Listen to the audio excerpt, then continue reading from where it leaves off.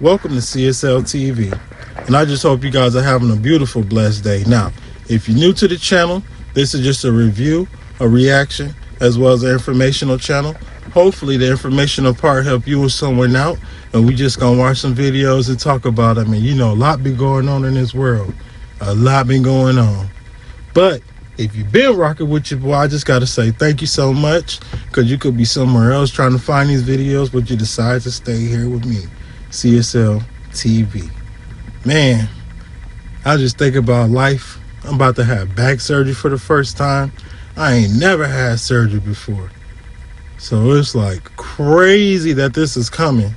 But anyway, I'm heavy on that. The story is heartbreaking. This is TikTok star Kelsey Pummel, who has over 2.5 million followers there and over 350,000 on Instagram, where she's known for posting comedy skits and lip syncing videos, many with her daughter Kobe, who's also a budding star in her own right, a model with 36,000 Instagram followers. And Kelsey posts videos with her husband, Curtis Woods, who's also a TikTok star with over 1 million followers of his own. They have a new baby together, but Kobe's from a previous relationship with this man, Devon Williams. Kelsey once explained they have a strained relationship that was getting better, but that all changed this week. Police just announced they found Devon around 6 a.m. Monday morning. He'd been shot and died on the scene. At first, police thought the shooting was self-inflicted, but shortly after, they determined that wasn't the case. So far, they've detained one person, but haven't announced any arrests or other details. Kelsey posted this to TikTok in a video that's been viewed nearly 10 million times. Kobe's dad died, so we've had a bit of a rough day. I'm not ready to speak on what happened. I am currently in the anger phase. I fought so hard and did everything right so she wouldn't have any trauma. And he just left her with a lifetime full of it. Support came pouring in, and while it's near what happened, Kelsey responded to one user who said this: "Thank God Kobe was with you when it happened." To which she responded, "If you only knew how true this statement is." She says she's taking some time off social media to be there for Kobe. Rest in peace, Devon. This video out of North Carolina is disgusting. It all went down last week when a Ring doorbell captured this Doordash driver coming up a set of stairs. They're dropping off an order, and once she sets it in front of this door, she snaps a picture. From there, it only gets worse. The lady continues to sit there holding her phone, complaining and hurling more racial slurs.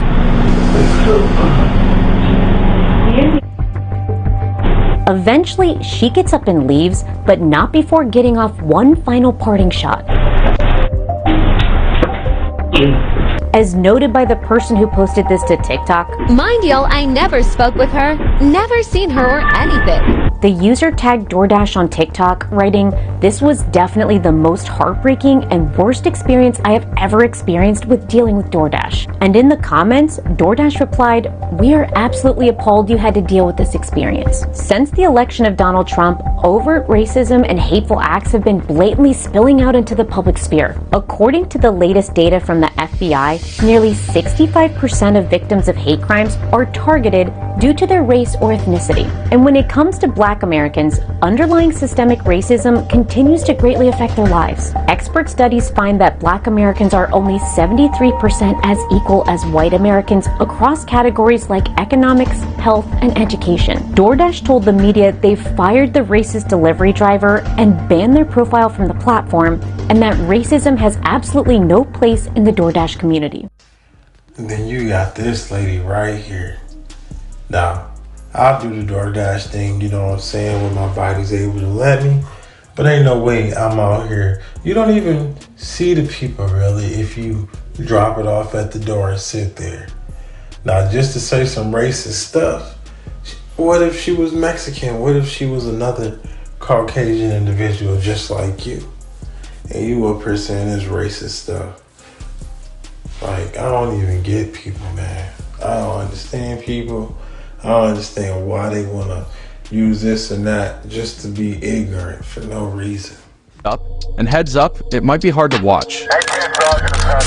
It all went down at this apartment building in Brooklyn. There's no sound in this video, but when it begins, you can see that some neighbors are arguing with one another. As this woman and her son exchange words with the neighbor, her husband exits their apartment and marches over to the neighbor. If you look closely, you can see that he's got a pair of scissors in his hand, and he appears to be threatening the neighbor with them. The wife comes over to pull the husband away, and as that's going on, the neighbor pulls out a handgun and aims it at the husband. This is where the video ends, but as seen in the still frame, the neighbor opens fire multiple times. The father is struck and falls to the ground.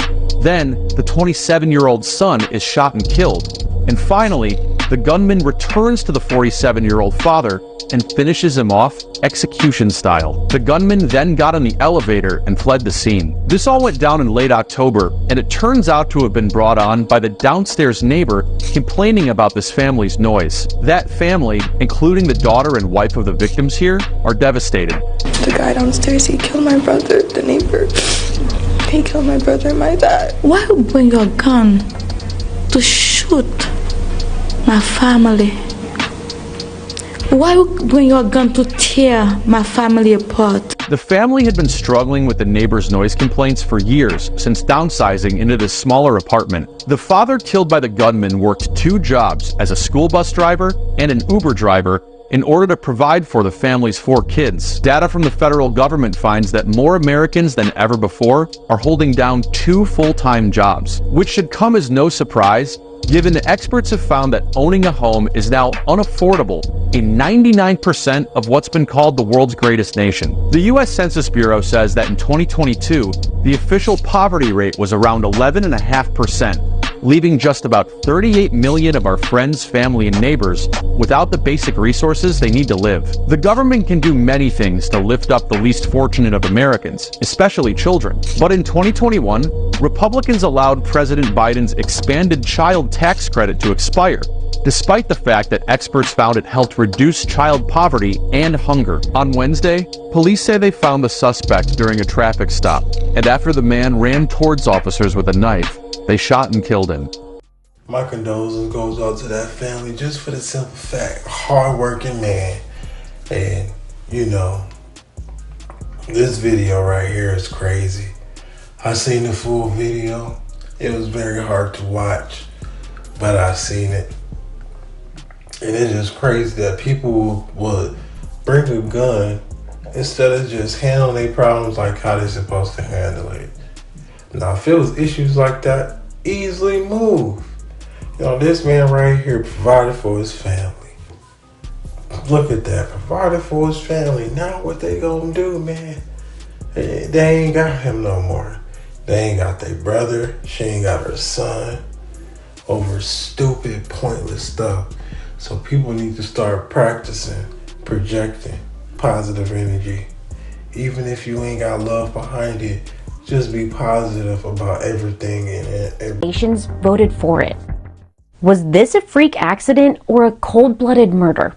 I have to warn you, this story is tragic and the video might be hard to watch. This is 29-year-old pro hockey player Adam Johnson, played in the NHL for the Pittsburgh Penguins. He'd been playing in a UK league for the Nottingham Panthers, and just this Saturday, he was involved in a mid-ice collision with this controversial player, Matt Petgrave. In the video, you can see Petgrave kick Johnson in the neck with the blade of his skate. Petgrave lifted his leg, a very unorthodox move in hockey, slicing his throat on the ice. If you watch closely, it appears that when Petgrave collided with another player, he lost his balance before lifting his leg.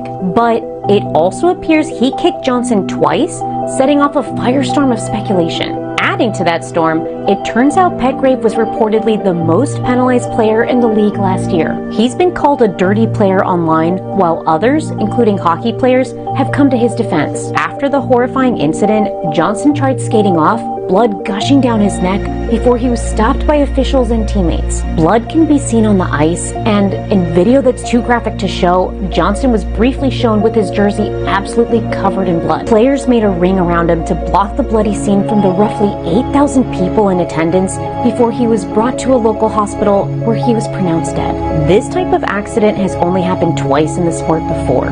The team called the play a freak accident, but police are now investigating the circumstances of the death. Bro, This guy tried to do that. I don't care what nobody say. I don't like this whole fighting the way they be doing. I know people like it, but you see why they shouldn't even be doing this. They said this happened twice in this sport, and that was one too many. You know what I'm saying? Like, man, this dude, and you know all the kids that go see hockey, all the little people who's inspired and want to be hockey pro players, now they probably traumatized by that shit. Cause I know if I seen that, and I ain't never seen no dead body before, definitely not that way. Funerals, that's different, but this type of way, I ain't never seen nothing like that. So just to see that, I know that's like really crazy. You know what I'm saying? I know that is so crazy.